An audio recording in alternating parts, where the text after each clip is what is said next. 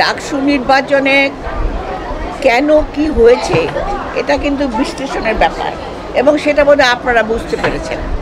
এটা আমি এই মুহূর্তে এখানে ওইভাবে খোলসা করে বলছি না।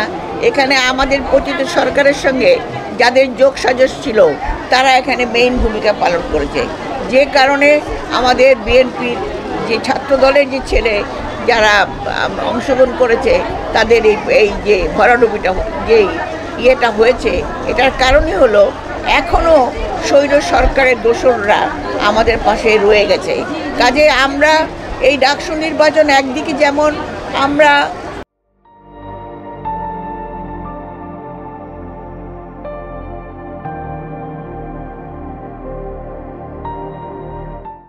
কিছুটা আশাহত হয়েছে, আরেকদিকে এটা আমাদেরকে একটা সংকেত দিল, যে সংকেতটা হলো আমরা সাবধান হয়ে গেলাম।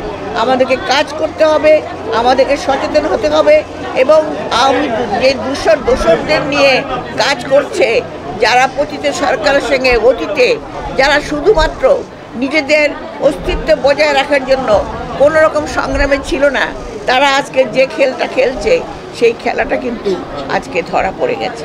কাজেই এখন আমাদের জন্য অনেক সহজ হলো, বুঝতে সহজ হলো কারা এবং কিসের জন্য, কে এই দেশকে ধ্বংস করার জন্য কারা এখনও খেলা খেলছে।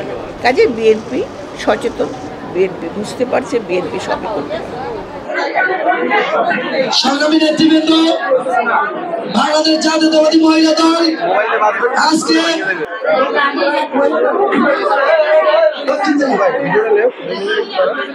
দক্ষিণ জেলা উপজেলার সদস্য আমাদের পরিচিত মুখ জনাব মারিয়া। ধন্যবাদ সংগ্রামী নেতৃবৃন্দ।